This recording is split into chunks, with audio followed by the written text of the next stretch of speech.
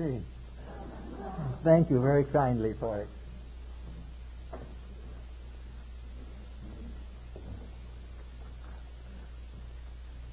This seems a especially good time to discuss the problem of mental stress. For the last 2 weeks, the newspapers have been filled with causes for anxiety. Nations that hardly seem big enough to take care of themselves have an irresistent impulse to conquer the world. And now very small countries with nuclear weapons become a hazard to greater powers. So in all of this situation, the average person living under these conditions is almost certain to develop a very good form and an intense form of political stress. Now, political stress is a form of mental stress. Mental because it involves a rational procedure. The individual thinks about what is happening. He adds 2 and 2 together and hopes that he gets the 4. He's doing all kinds of things in his own life to variously insulate him against the pressures of the times. The ugly image of war rises on the horizon. And people look back upon a century, almost one complete war. And we realize that we are in very perilous times, and that for some reason, difficult to explain, nature does not permit us to forget our own weaknesses even while we are longing to develop our strength. The problem of war and stress brings to us again another phase of life. Stress is a mental process. The individual is rationalizing, but perhaps his rationalizations are irrational. But he is certainly trying to think a way to get out of his problem. He is beginning to look around him in the world and see all kinds of indications of trouble. He is beginning to recognize for the first time, perhaps in historic periods, that he is definitely involved in something that he is definitely responsible for. These things are not accidents or incidents. They are not something sent by heaven to virtuous people to make them happy. We are convinced more and more that there is a just universe, and that if we're in trouble, it's because of ourselves. We know this. We recognize it. If we doubt it, we see it around us every day. And yet, with all this evidence, there seems to be a kind of paralysis. No one seems to know what to do about anything. The reason being, in nearly every solution that has been offered, there is a strong stratum of selfishness. Self-interest dominates all solutions, and while self-emphasis does dominate, there will be no solution. So we are confronted with a problem that may drift into the next century and may explode at almost any time in the next 10 years. A problem in which our own life and the way we've lived it is catching up with us. We don't like to think of it because many people, how we might point out, are not directly responsible. The individual of 80 or 70 years is not responsible for the fact that the Iranians are looking for new oil fields. These people are not responsible for Vietnam or any of those types of problems. They were grown up and going old before these things even happened. Yet they are caught up in the same misery. And it seems as though the stress is being spread over the entire face of the living population of the earth. And everyone, of course, either blames themselves or blames someone else. The tendency is to blame someone else. And in many cases, there is no alternative. As persons, we were not in certain localities and therefore could not be held as personally responsible. But as persons, we were also part of motions. We were giving in to the same causes. We were paying tribute to the same ideas as those which caused these difficulties. We were very happy to profit from certain consequences of war, but we did not want the war. We were interested in profiting by the various political changes that occur. We are interested in profiting by the new inventions which ensure greater strength in military matters. We are very anxious for the defense, but we do not want to be blamed for the offense. We do not wish to be held responsible, but we would like to be held rewardable if the thing goes through. Well, the pattern is impossible. It simply cannot happen. We have got to face the facts. Now, when we start out in life as small children in a reasonable family, we start in usually with a considerable amount of self-pity. The small child does not understand why it should ever be punished. It does not realize that there's a necessity for discipline. It is simply a little creature with all arms and legs that wants to do what it pleases. And if it gets spanked for some mistake that it makes, it doesn't even rationalize the problem, breaks into tears, everyone gets excited, and finally everyone forgives the child who was wrong in the first place. These things are the way it is in a family. Now, the earth is a big house, and this is the family. And in this family that we have here today, who is to say what is justice? Lots of people feel that a God who loves us should forgive us, that He should send a Messiah long before the blow falls. The little child in the family who makes a mistake is quite certain that it should be forgiven, and in most cases, in a short time, it is forgiven. There is no grievance held. But everywhere we find the tendency of the individual and the collective to accept punishment as unjust, something that should never have happened to them. It was all right for some other nation to be caught in a difficulty, but we are above these things. And so everybody being above everything, things go the way they do now, and we are in great trouble. Now the troubles start upon us and then move in on us. We are today difficult to handle as people. We are emotional, upset, discontented, in a state of fear and remorse or anticipation. The individual is remembering all the little mistakes he made, and nations are forgetting or trying to forget some of the big ones they made. But in all cases, the thing that doesn't work is a reminder of something. It is a reminder of a process that was not right, or a concept that was not right. And according to the good book, and we have no better authority at the moment, all things that are to come out well must have an honest beginning. We must be moved by right motives.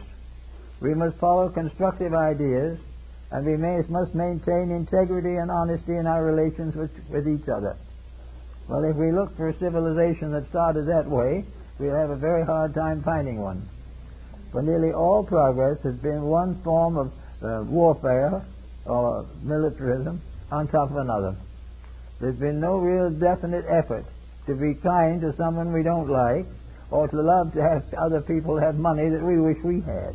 All these things are beyond our understanding, and we are assuming, of course, that a God somewhere understands us, but doesn't understand the other side of the question. So we are always on the misunderstood side or something. Now, the question arises among a good many Christian people with whom I've been discussing some of these matters, is how can and why does a benevolent deity permit a militarism such as we have today? Well, you can have the same thing when someone says about the neighbor, I wonder why they forbid their small son to go out under the trees at night and smoke pot. They don't allow it, it happens. And they cannot resist the pressure of the child's determination to do what it wills, regardless of consequences. So the parent says, no, you shouldn't. The child says, yes, I will. And when they get too tense, the child walks out and goes where it can smoke in peace, and after a few years is buried with a number of his friends. The picture is the same, always in the same direction. The struggle against order, law and order, and against that, appetite and ambition. So we have the thing today. The world of the Middle East is just a big family, squabbling as families do, and always looking for some way to make an advantage out of the squabble. Everyone knows exactly what is happening. They know what is happening. There's no doubt in the world that these people know just as much about the fallacy of war as we do. But between them and us and the fallacy is the possibility of temporary gain and a larger price for crude oil. So things go on as they were.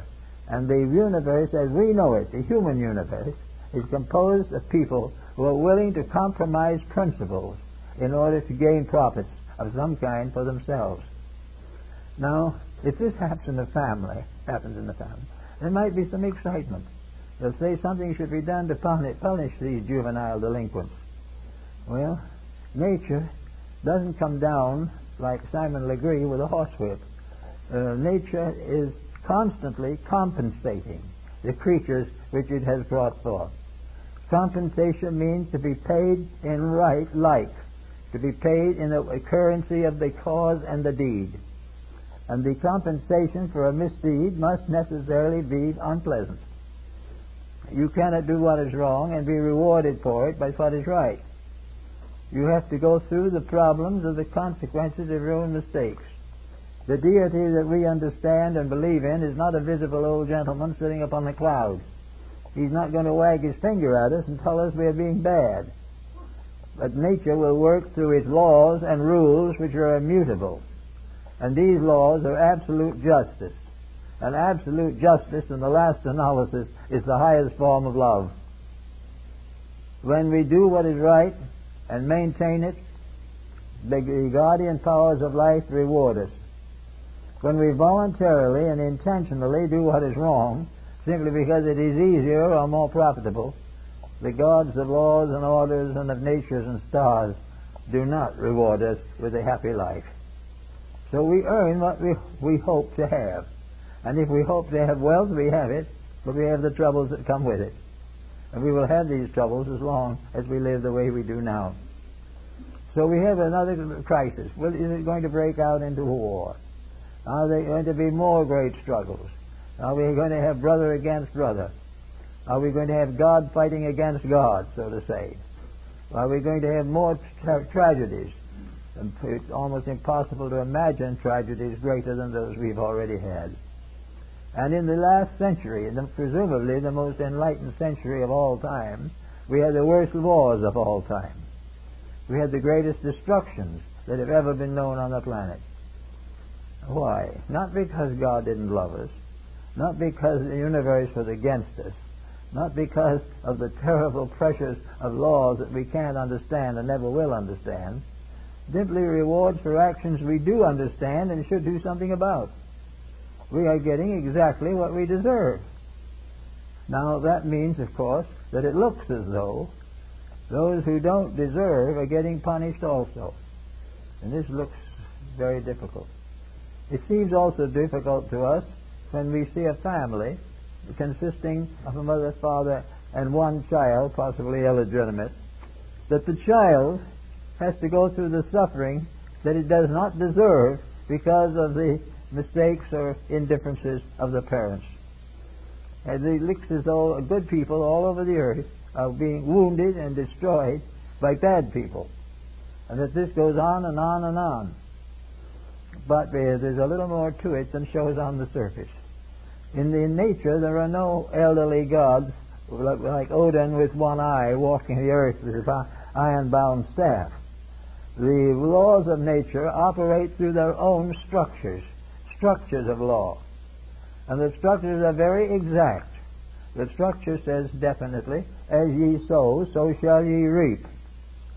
Now this sounds very ferocious perhaps, but actually it is absolutely just. And justice is the only basis of security anywhere in nature. If laws are not honest and are not honestly kept, then we have no security. Never will have. But if we do manage gradually to increase in our valid use and understanding of laws, then we are rewarded openly. Things go much better. So we have not an elderly gentleman as the grandfather of the family. We have a universal pattern of realities which has been given to us so that we might build a life suitable to our own needs. Now, among those who are in trouble at the moment, we are reminded again, of course, of the thought in the Bible that many may fall on the right and left hand, but the just man shall not be moved. So what we have to realize is that somehow the person who doesn't deserve it isn't going to get it. The individual who deserves something better will get something better. And everywhere along the way, the division between the wheat and the chaff is real. That we are not going to be punished for being right. We are going to be chastised moderately, usually, for being mistaken. And if that mistake is impelled by covetousness or personal destructive ambition, then the penalty gets heavier.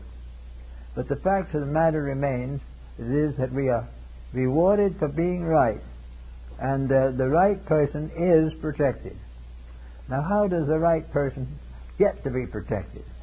Well, being the right person isn't a quick job. Being a right person isn't going to be one who goes to bed on Saturday night a mistaken person and wakes up Sunday morning a right person. It's not going to be like that. Neither of joining a religious orders or reading the scriptures is going to do it. Nothing that we talk about, nothing that we discuss or rationalize will do it. The only way that we can be a right person is to be one. And to be a right person in nature means to keep the rules of the game. Regardless of how we feel about it, if we do what is right, we come under the protection of those powers that guide all things. So always in every generation, in every cycle of life, there are small groups who keep the rules. And those are the small groups which we associate with progress. We associate those small groups with the great religions of the world, with the great philosophies, with the great founders of idealistic sciences, the artists, the musicians, all who have devoted their lives to beauty and truth and wisdom. They, in a way, are the ones who are the salt of the earth. Now, sometimes it happens that some of these people have all these characteristics, these loves of things, and still they're not honest. Therefore, there are many forms of achievement which are not rewarded as we should expect them to be. But it's not because of a fallacy in nature. It is because the achievement was not achieved the way we thought it was, or we did not understand the meaning of the lesson that we were being taught to learn. In this 20th century, we have a lot of lessons. We have lessons on almost every subject dealing with human relationships. We have even lessons concerning interstellar space. We have relationships and lessons in the advancement of industries. We have lessons in the advancement of health. All these things are in pattern, and we are placed as never before in the presence of the greatest opportunity that a form of life has ever known, and the greatest responsibility that accompanies that opportunity. To make most of the opportunity, we must accept the responsibility. And to expect the responsibility means to live in harmony with the laws which protect us against the shortcomings of ourselves and each other. This is therefore part of the problem of stress in a political system or in the mental level. The mind is a great excuser, justifier, evader. The mind can talk us into anything and out of anything we wish to allow it to do, and yet nothing that the mind does, any more than what the earth does, can break a rule without breaking harmony. The mind is to be used in a certain way. The mind is given to us to find the truth. When we use it for any other purpose, we get into trouble. When you try to use a skillful thought as an escape from a virtuous action, we are in serious trouble. The mind must be used as it was intended to be used. If the mind is converted to selfishness, it will give us one dynamic empire after another, each one of which will fall in ashes and decay. Every time we use the mind selfishly, we are in more trouble. And yet it seems to us, usually, that the mind was given to us for that reason, to make us have trouble. We feel sometimes as though the trouble is part of some tyranny in space, that this mind is being used definitely and definitely to hurt us, that it makes us do what is wrong whether we want to or not. All this, of course, is entirely untrue. The mind was never taught to do us any harm. The mind was never taught to do what is wrong. The mind is therefore an instrument of discovery. The mind is like a book to be read. It is like a good strong axe to be used. The mind is something that can help us to find reality, but it is not intended for it to become a means of evading the results of our own actions. When we start to use the thought to get out of difficulty, then we have one kind of mistake or false thinking of another. We have an evasion or an avoidance. We have the mind misused. The moment the mind tries to get us out of a discipline which we should be in, the mind doubles the dose. The moment we do not use the corrective properly, the corrective becomes worse. Now, this does not mean that God is not in His heavens or truth does not run the planet. It means that the individual creatures on the planet either keep the rules or break them. It is very, very simple. There is never going to be a time now or any other time when the universal law will compromise itself or be compromised in any way permanently by a judgment or a false value set up by one of its creatures. We are never going to get out of the consequences of our own mistakes unless we outgrow them. We've got to see where we are wrong and why we are wrong. And then when we do that, the prodigal son comes home. And the idea that this is done to hurt us, or that we live in an atheistic universe, there being only two decisions possible. One, that God is not aware of what we're doing or may not exist, or that God is not good. And there's consequently, He's creating systems to toady to Him, to make Him appear to be a ruler when He is actually a victim of the conspiracy of mortals. So on this occasion, where we are facing another one of these emergencies, and there are prospects that they may continue on into the next century, then what are we doing about it? Are we really doing anything about it? Have we done anything to put God back into science? And when I say God, I don't mean the worship of God. I mean the living of the divine life as it was ordained. There are rules of how to live. Until we keep those rules of how to live, we will suffer and die. Are we really seeking those rules? Or are we seeking ways, as we always have, for evading them, avoiding them, compromising them, or escaping their consequences? Is it true that we are in music, or doing the best we can to discover the music of the spheres? Are we seeking universal harmony, or are we seeking nothing more or less than an excitement to take our minds off of our own mistakes? It's what we call hot music, nothing but part of the fumes of a greater heat coming up from below. That's a very great question. Now, also, we have to say, what about business? Yes, business is important. It is important. We have a term for a certain kind of business called monkey business, and that's what we have. We have not even the wisdom of the anthropoid ape or the Pithecanthropus erectus. We just have ordinary monkey wisdom.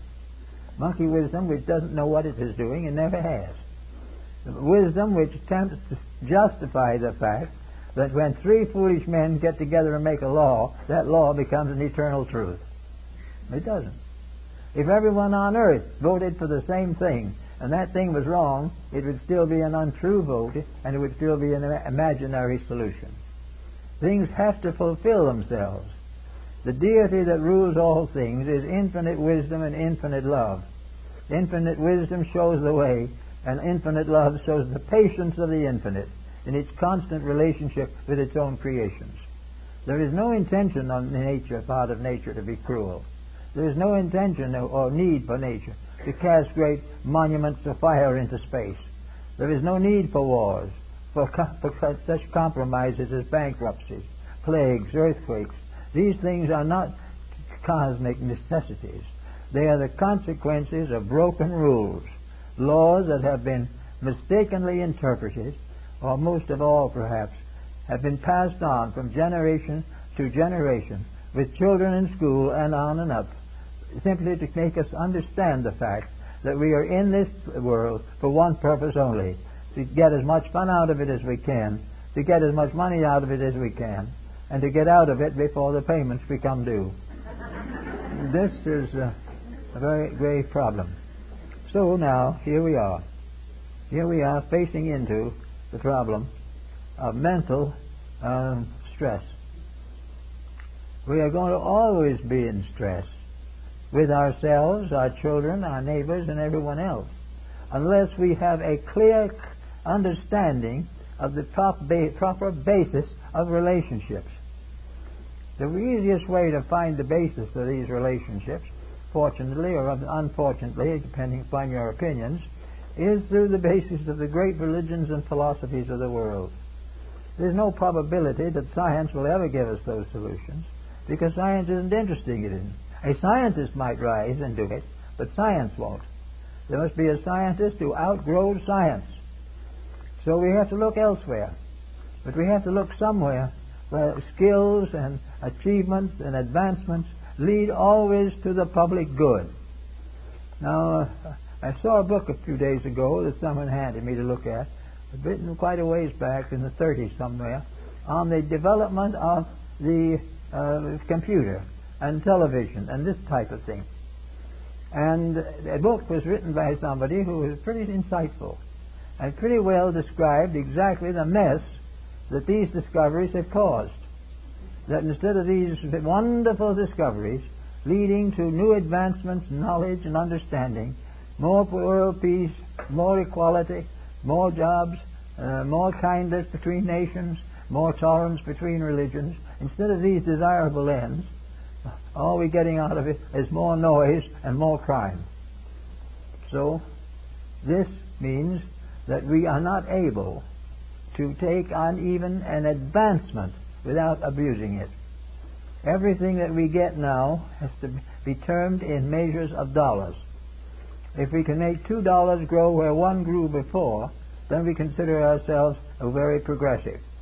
But in the truth of the matter, in the great orders of space, it makes no difference whether $1 grows into 2 or 1 into 10.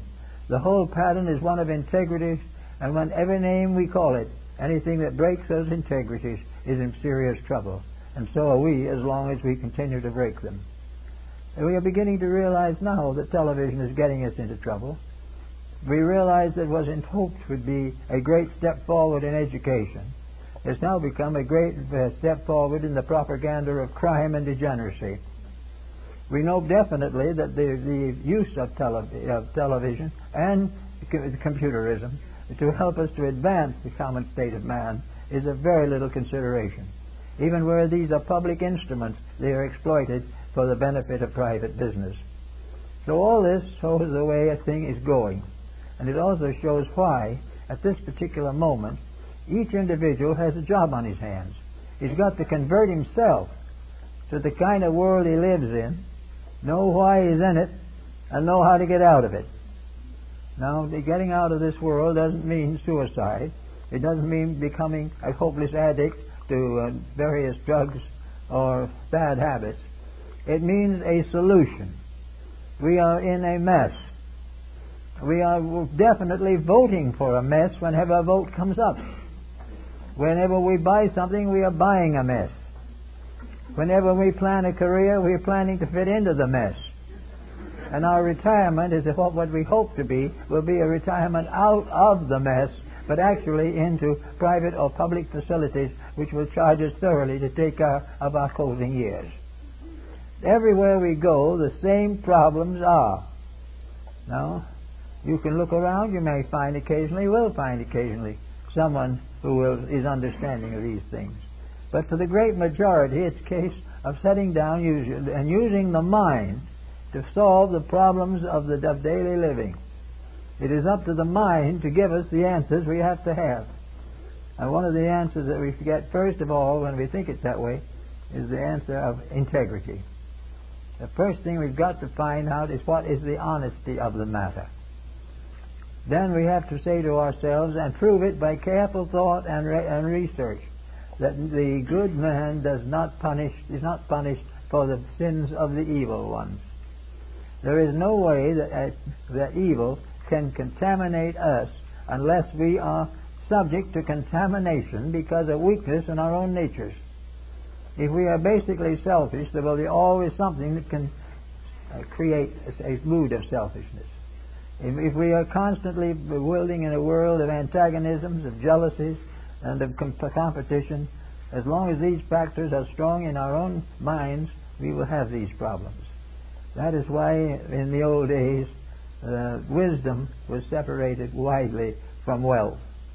In Greece and Egypt and India and those ancient countries, wealth was not a distinction. Some were born wealthy, and some gained it, and some won it by war, but it was not essentially an achievement.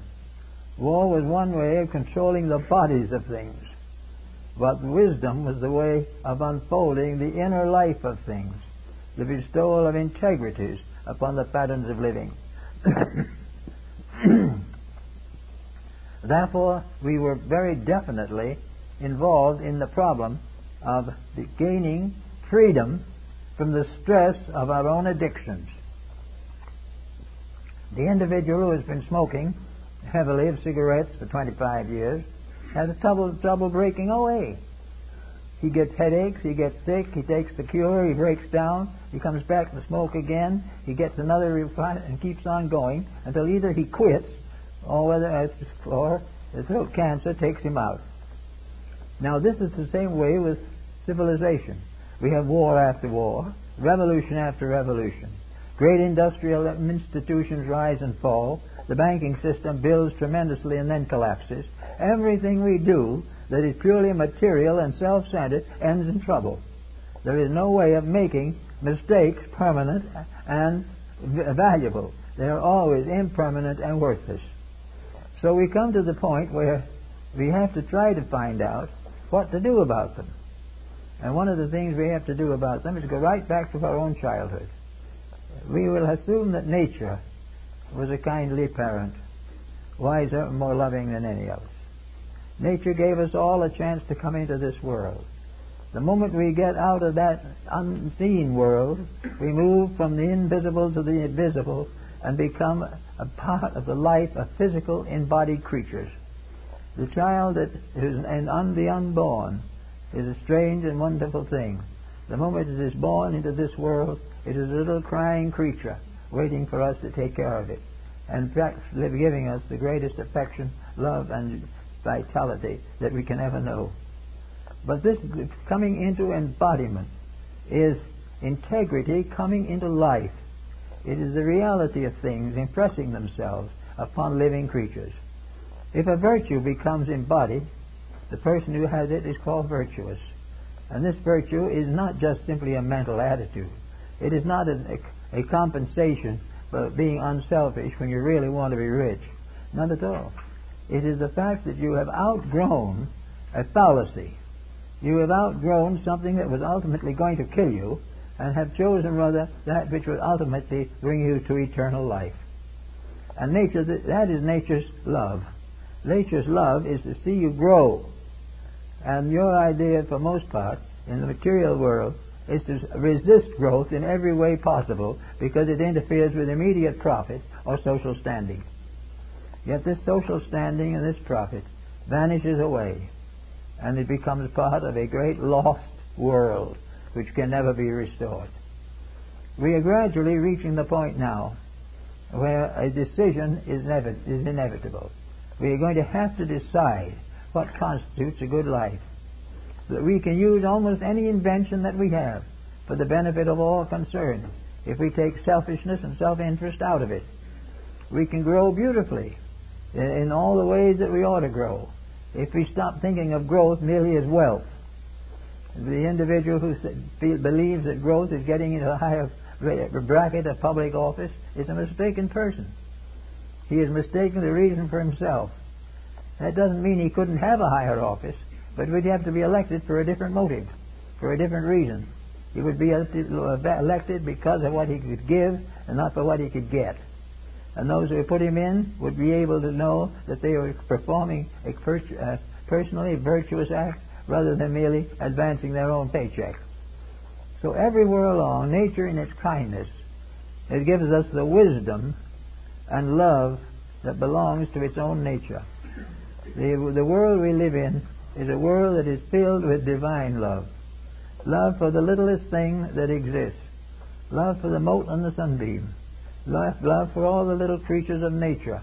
All the things that we are destroying with our abuse of the ecological situations. The world we live in was primarily a world of friendship, of getting along together. The lion and the lamb sitting down together in solving the problems of life. This world was a garden until we subdivided it and began to think of it in terms of profit by the acre. The moment we became mercenary, the garden faded away. And we had continents with various colored backgrounds on maps. And we had these map countries always fighting each other. There was never can be and never will be anyone who can own the earth or control it or dominate it. It belongs to the great system of worlds to which we all belong. It is our step upward into something else.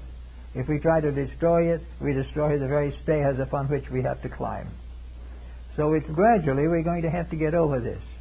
It has now been estimated, in one paper noticed long ago, that 1/3 world war mother, one of these becomes a victim of migration. One in 3 generations can contribute over 400 new members to the population. In other words, gradually population is increasing at its incredible rate, a rate which will mean that in a very few years there will be no space for them. It can't be. And someone says, well, it's pretty obvious that God made a mistake on that one. No. Man made the mistake. God set this thing up so that every phase of it is perfectly in harmony and perfectly proper. And the way it was developed and established in the first place, it could go on for 1,000,000 years without any definite danger to anything that inhabits it. But in a few thousand years, we have made it a madhouse and a slaughterhouse. And there's where the thinking has to change. So, we come now to our present day. And we come to consider the situations that we are going to face when we begin to think in terms of the effect of stress upon mind. Stress upon mind means gradually discouragement, fear, anxiety. It begins to doubt the will and goodness of providence, doubt the kindness of your own friends, doubt the integrity of your own family. Little by little, stress creates evil. If it is not there, it will be suspected. If it is there, it will be exaggerated. And little by little, the planet will become a mass of isolated individuals, each frightened of all others. Every animal afraid that it will be eaten for meat. Every plant that will be ground up to something. Every elephant that will be killed for ivory. And every human being will be worked to death to the advancement of the fortunes of a few. All these things are coming unless somebody does something about it. And the place to where it should be done is where it began in the first place, in the Garden of Eden. It should have been there. It should be right now, in the lives and hopes and dreams of moderate-minded people who still believe in something worthwhile and are still willing to live a doctrine or a religion that inspires without a conspiracy. We need this and we get it. And right now it's coming. Everywhere groups are coming into existence. Religions are coming to be reborn that were ignored for years. The books are being written now that would not be allowed on a press 25 years ago. Everywhere man is searching for something. And he is searching usually up now in the mysterious. He is searching somewhere in the codes of yoga or Vedanta or Kabbalah or something. Mysticism. All these types of things, because materialism has failed utterly. Now those who are still struggling desperately to maintain materialism are becoming fewer all the time and are dying off one by one. The casualty rate among prominent agnostics and atheists has been very heavy in the last 25 years. They're just disappearing. They cannot survive because they contribute nothing except more pain to the suffering. They don't give anything of themselves that is worth anything. Nothing but a bitter expose of their own corruption. So today they have more and more coming in search of a better way of life. And in this search, they are going more and more to the great systems of religion and ethics. They are not so interested now in sectarianism. They are interested in the experience of a divine plan in which all things rest in the integrity of an eternal power. Rest in the integrity of an absolute truth. And also that this universe is so geared, so constructed, and so put together that in proper care it can go forever. It can go on to long forms of life that don't even exist here now. It can go on into the infinite as a step in the development of a great unfolding integrity. If we abuse it, we destroy it and ourselves with it. But when I say destroy, I don't mean that the individual can actually eliminate himself. The only thing he can destroy is the evil self in himself. And the evil self, if it largely predominates him, doesn't leave much when it's taken away. It doesn't leave a happy, healthy creature. It leaves something frightened to death because of its own infirmities and mistakes. So the idealist has to start from the ground and build up again. To build into the values he knows are right. And by building into them, sharing in them. So every sincere, simple person who wants to be on the right track and wants to get where he should get has to begin to think of the real values of life. And he will have to work with the stress inside himself, because this stress is going to determine much. Stress is going to be the fight between Joe, the man looking for a fortune, and Joe, the man looking for love and respect. He's going to find him without struggling against the very forces not long ago he believed to be realities. We're going to find him more and more interested in simple, common, everyday kindnesses. We find that there is a love that tells more than wisdom can ever tell. And that in working together with humanity for the advancement of the common good, we find the real job for which we were intended.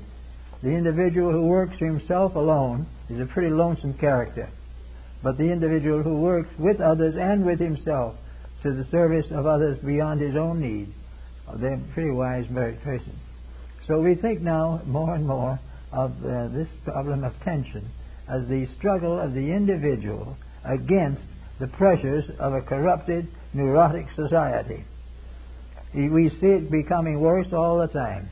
We see the school systems collapsing. We see the utilities failing. We see nations who are perfectly willing to go to war because they want a few cents on oil. We find countries breaking off into fragments so small that they can't politically exist. Everything done according to tremendous urges of selfishness and a few despots who are determined to exploit the errors of the common people. So this proposition we see. But what can we do about it? Well, we can do one thing. And if enough people can do that, we will be going somewhere. The one thing is the individual can convert himself. He can find in his own experience a source for the realization of the victory of good over evil, of eternity over time, and of spirit over matter. He can experience every day that he lives in an unfolding universe which has always been there, but he didn't see until he opened his own eyes. No one else can open his eyes for him. All the schools in the world can't open them, because their eyes are being opened only by dedication, by desperate statement of conviction, by a determination to achieve to a higher degree of individual integrity. The individual who takes a quiet obligation in his own heart and in his own mind and keeps that obligation is already an immortal creature. He is consciously immortal. He was always immortal, but he didn't know it. But when he keeps the rules, he becomes aware of his own conscious immortality, and in so doing lays the program for ages to come of growth, unfoldment, and dedication.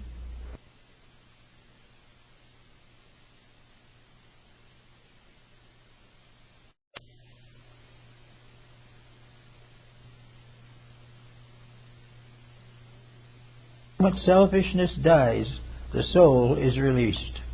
The moment avarice and conflict and chicanery are overcome, the inner life of the individual can express itself.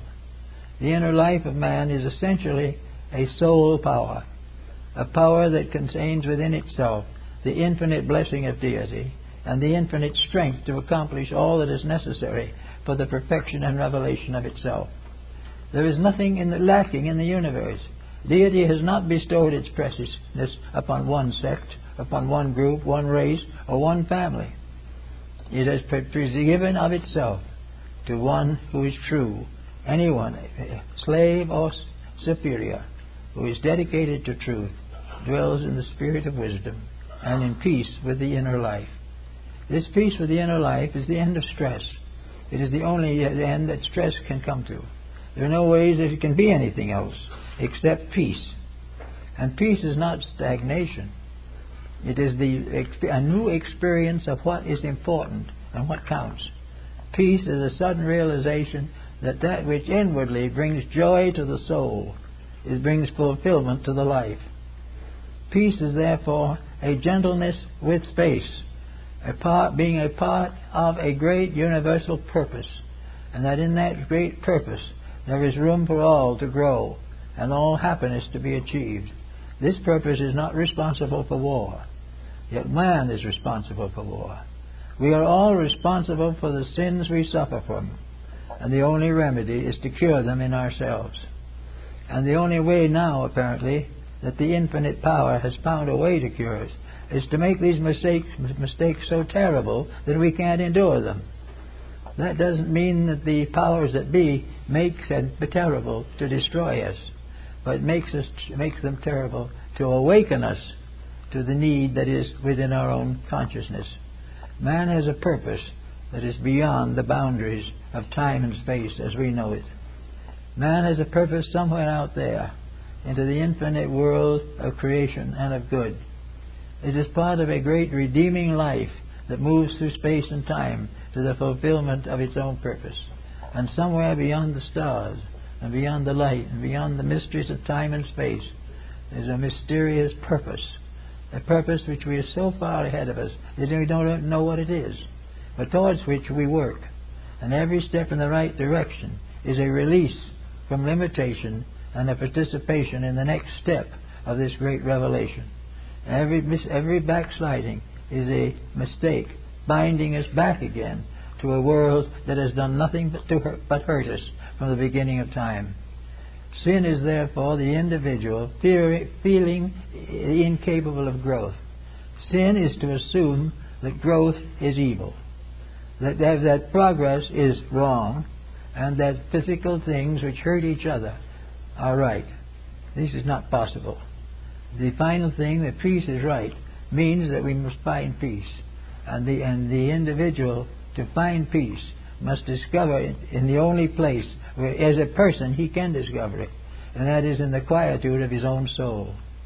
Therefore, one nice little thing that everyone can do is have a new friendship, a friendship with his own soul, that he can sit down quietly of occasion and have little chats with this power within himself, a power which wants him to overlook the shortcomings of his relatives and his friends, get over all the evil thoughts he has about anything, and realize, finally, that all things are fulfilling the law of their own purpose, and that the best he can do is to discover the beauty of that purpose and that law, live according to it, and if opportunity arises, share it with someone else.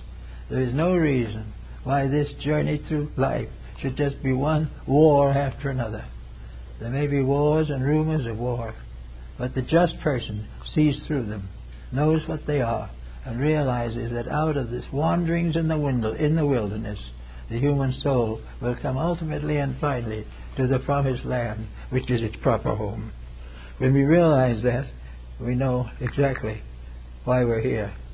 And when we know why we're here, we also have the peace of mind. We doesn't worry anymore what Iraq does to Iran. These things will be for them to decide, and they will be rewarded or punished according to the measure of their integrity. The purpose that we have is to remember that we mustn't think of these things in terms of other people getting away with being bad, while we have to suffer for being good. This is not it. No one ever suffered from being good. They suffer from a false sense of goodness. They fall usually from a goodness which is frustrated selfishness. And while that remains, that isn't the answer. But there's no reason why those who have understanding and insight cannot live a good and enlightened life in the very world we're in. And that in this case, that will reduce tension and reduce stress. Stress is a sense of discontent, of disconcertion. Stress as we know it is a sense of unfairness. We don't feel stressed about the punishment for crime if it is legitimate. But when the innocent are punished for the guilty, then we feel stress. We feel remorse. We think there's something wrong in the plan of things. But what we have not learned is that no one yet has been punished for being right. Many are punished trying to be right. Many have had to go to give up a great many things that other people believe necessary in order to gain right.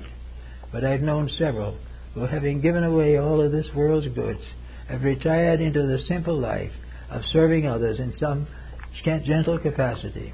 I know a man back east who, after the Depression of 1929, lost practically all of a vast fortune, including the family fortune. He could have started over again. He could have been a millionaire again, but he didn't. He took the crumbling remains of what was left, very little, and went out and went into an African Indian reservation and settled down there to help these people to gain their proper rights and liberties and get proper schooling and medical attention. He gave a lifetime to this purpose. He was never paid anything. He never was regained any of his finances, but he died happy. He discovered that he had found a reason for being alive. And wealth as a reason for being alive is a damn failure, no matter how you figure it. It is nothing unless it is used for some great purpose. The legitimacy of wealth is its dedication to the needs of humanity. So everywhere peace, security, integrity will remove stress if we stop allowing selfishness and competition to constantly interfere. There is nothing that the individual has in this world that he's going to take with him but himself. Therefore, he might as well get rid of some of it here, keep what he needs, and start living a better life, not trying to compete for great wealth. The more wealth he competes for, the worse his governments are going to be. The more lands he takes, the more lands will be taken from him. The bigger the banks, the quicker they will fail. All these things, in excess, are detriments to themselves. Living quietly, peacefully, respectfully, having that which is necessary to live with dignity, but with simplicity, and to devote the mind and heart largely to the advance of wisdom and understanding, and to share the joys of life with those we love and with those who understand us, to work together for a common good. This is the proper duty and the proper labor of the human being. Thank you.